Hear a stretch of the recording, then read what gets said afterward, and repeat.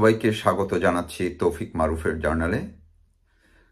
বাংলাদেশের রাজনীতির জন্য আজ একটি বিশেষ দিন, বা বলা যায় এক ধরনের ঐতিহাসিক দিন।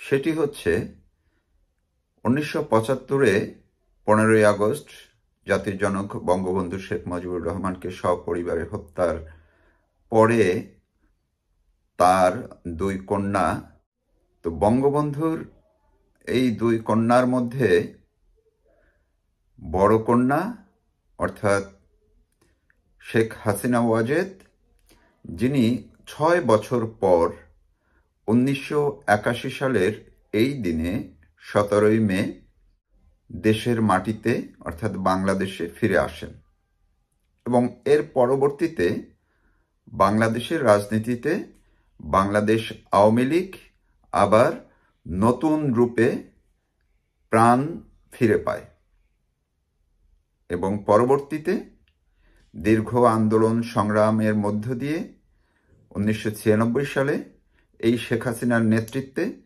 বাংলাদেশ আওয়ামী লীগ আবার ক্ষমতায় আসে। 2001-এ হেরে যায়, আবার 2009 থেকে একেবারে এই 24-এর 5ই আগস্ট পর্যন্ত আওয়ামী লীগ সরকার শেখ হাসিনার নেতৃত্বে ক্ষমতায় ছিল। 5ই আগস্ট বাংলাদেশ সেনাবাহিনী তাকে বিশেষ ব্যবস্থায় ভারতে পাঠিয়ে দেয় তার নিরাপত্তার স্বার্থে। এখন 5ই আগস্টের আগে অর্থাৎ জুলাইয়ের মাঝামাঝি সময় থেকে 5ই আগস্ট পর্যন্ত যে আন্দোলনের চিত্র আমরা বাংলাদেশে দেখেছি, সেই প্রেক্ষাপটে 5ই আগস্ট যখন তাকে সেনাবাহিনী ভারতে পাঠিয়ে দেয়, এরপরে বাংলাদেশের সরকারের ক্ষমতা চলে যায় ডক্টর মোহাম্মদ ইউনূসের হাতে।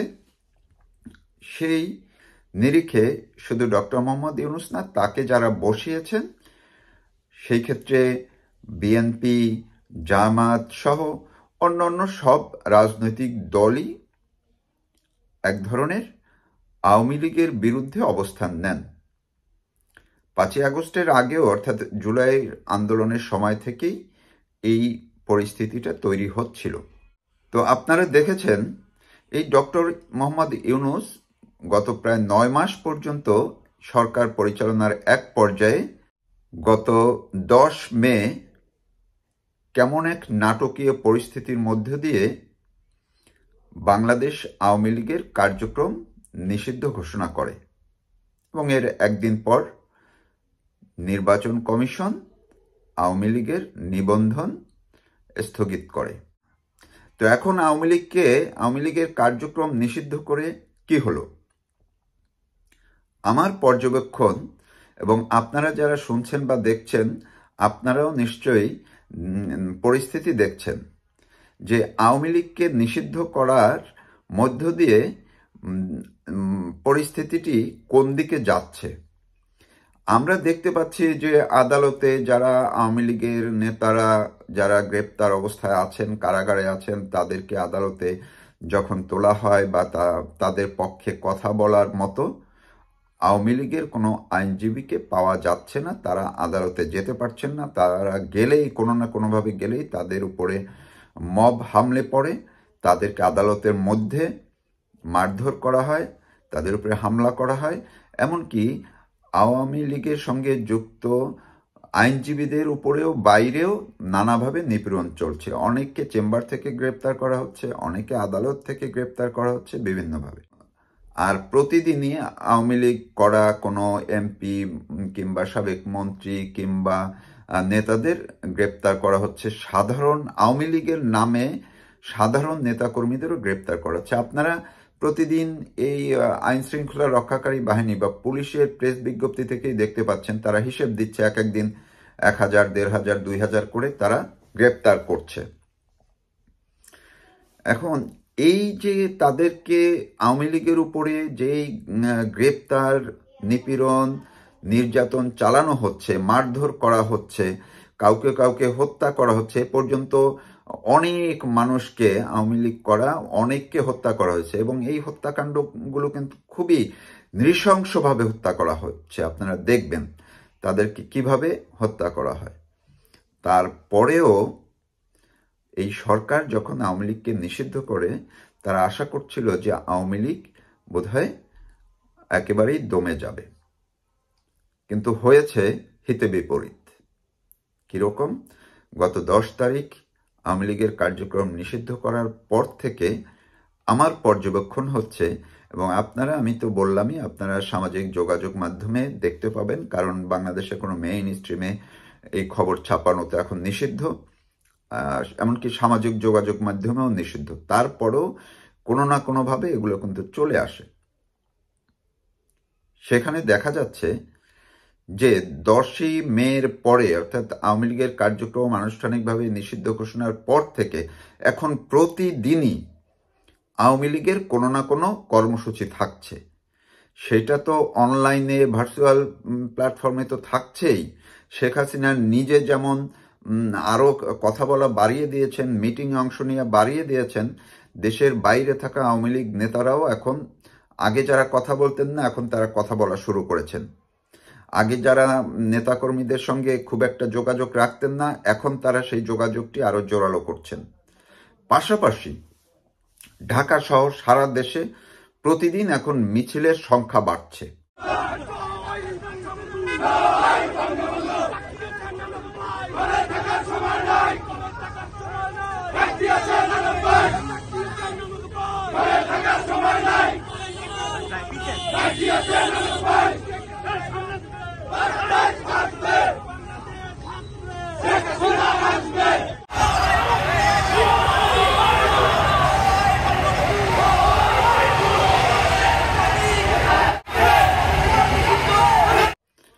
ঝটিকা মিছিল করা হচ্ছে।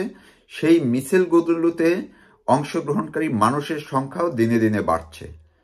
আরও ইন্টারেস্টিং হচ্ছে, এই মিছিল আগে দেখতাম যে প্রথম দিকে যখন এটি নিষেধাজ্ঞা দেওয়া হয়নি, অর্থাৎ 5ই আগস্টের পর থেকে 10ই মে পর্যন্ত কোথাও কোথাও অলিগলির মধ্যে মিছিল হতো, কিন্তু এখন একদম প্রকাশ্যে রাজপথে প্রতিদিন মিছিল হচ্ছে, মিছিলের সংখ্যা বাড়ছে, মানুষের সংখ্যা বাড়ছে, এবং দেখা যায় আশপাশ থেকেও মানুষ স্বতঃস্ফূর্তভাবে এসে মিছিলে অংশ নিচ্ছে।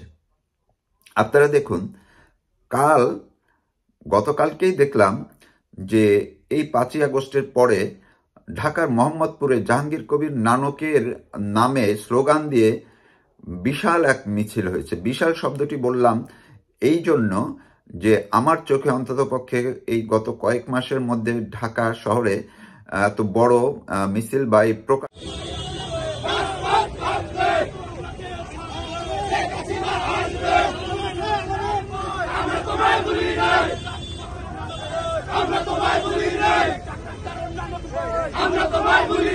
সে একদম কল্যাণপুর থেকে শ্যামলী পর্যন্ত মোহাম্মদপুরে এই জায়গাটায় মেইন রোডে এরকম মিছিল দেখা যায়নি।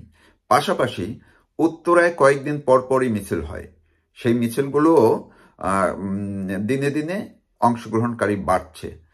আজকে দেখলাম ঢাকা মহানগর ছাত্রলীগের উত্তরের নেতাকর্মীরা মিছিল বের করছে।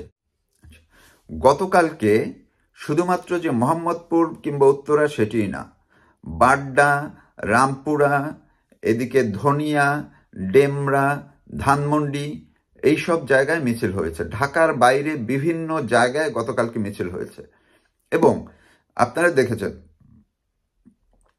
আজও আরো অনেক স্থানে কিন্তু মিছিল হয়েছে, এবং এই মিছিল করার জন্য পুলিশ অনেক জায়গা থেকে ব্যানার সহ গ্রেপ্তার করেছে। সেই ছবিগুলো আবার মিডিয়াতে আসছে, সেই ছবিগুলো যে পুলিশ দিচ্ছে সেগুলো মিডিয়াতে আসছে। তো এটিও একটা প্রমাণ যে আওয়ামী লীগ বা এর অঙ্গ সহযোগী সংগঠনগুলো যদি মিছিল বের নাই করে তাহলে তারা ধরলো কি করে। তার মানে এই নিষেধাজ্ঞার পরে আওয়ামী লীগ চাঙা হয়েছে, আওয়ামী লীগ আরো সক্রিয় হয়েছে, আওয়ামী লীগের নেতাকর্মীদের মধ্যে আরো এক ধরনের জেদ তৈরি হয়েছে, এবং তারা এই নিষেধাজ্ঞা মানে না, মানতে চায় না এবং তারা এখন জোরালোভাবেই স্লোগান তুলছে, শেখ হাসিনা আসবে, বাংলাদেশ হাসবে, হটাও ইউনূস, বাঁচাও দেশ, মুক্তিযুদ্ধের বাংলাদেশ, স্বাধীনতার বাংলাদেশ। এই যে স্লোগানগুলো দিচ্ছে, এইগুলো মানুষকে আকৃষ্ট করছে, নেতাকর্মীদের আরো আকৃষ্ট করছে, গ্রেপ্তার হচ্ছে, গ্রেপ্তার হওয়ার ভয়ও এখন কেটে যাচ্ছে নেতাকর্মীদের মধ্যে থেকে। তারা এখন মেনে নিচ্ছে যে যা হয় হবে, নির্যাতন হোক, নিপীড়ন হোক, কারাগারে নেওয়া হোক, তারা এখন পথে নামতে শুরু করেছে। এই পথে নামা কিন্তু আসলে আর ঠেকানো যাবে বলে অন্ততপক্ষে আমার কাছে মনে হয় না, বরং দিনে দিনে সারা দেশে এই আওয়াজ, এই স্লোগান এখন আরো বড় হয়ে উঠছে। কারণ নিষেধাজ্ঞার যে প্রতিক্রিয়া, সেই প্রতিক্রিয়াটি কিন্তু অনেক বড় হয়, আর সেটি কিন্তু এখন বাংলাদেশ দেখতে শুরু করেছে। আর শুধু দেশের মধ্যে না, এই 10ই মের পরে, অর্থাৎ আওয়ামী লীগকে নিষেধাজ্ঞা দেওয়ার পরে বিশ্বের বিভিন্ন দেশে যারা আওয়ামী লীগ করেন কিংবা সমমনা কিংবা মুক্তিযুদ্ধের পক্ষের মানুষ, বাঙালি, বাংলাদেশের মানুষ, তারা বিভিন্নভাবে বিশ্বের বিভিন্ন শহরে, বড় বড় শহরগুলোতে তারা সংঘবদ্ধ হচ্ছেন, বিভিন্ন প্ল্যাটফর্মে তারা সংঘবদ্ধ হচ্ছেন, তারা বিভিন্ন মানববন্ধন করছেন, মিছিল করছেন, বিভিন্ন সভা সমাবেশ করছেন, এগুলো করছেন। তো আওয়ামী লীগকে যেই উদ্দেশ্য নিয়ে দমিয়ে রাখার বা নিশ্চিহ্ন করার উদ্দেশ্য নিয়ে যে নিষেধাজ্ঞা দেওয়া হলো, আসলে সেটি এখন বুমেরাং হয়েই এই ডক্টর ইউনূসের বিরুদ্ধে আঘাত হানতে শুরু করেছে। এর সঙ্গে অন্যান্য রাজনৈতিক দলগুলো, তাদের মধ্যেও ইউনূস বিরোধী মনোভাব আরো দ্রুত চাঙা হচ্ছে। তার প্রতিক্রিয়া, তার প্রভাবও কিন্তু আমরা দেখতে পাচ্ছি। ধন্যবাদ সবাইকে।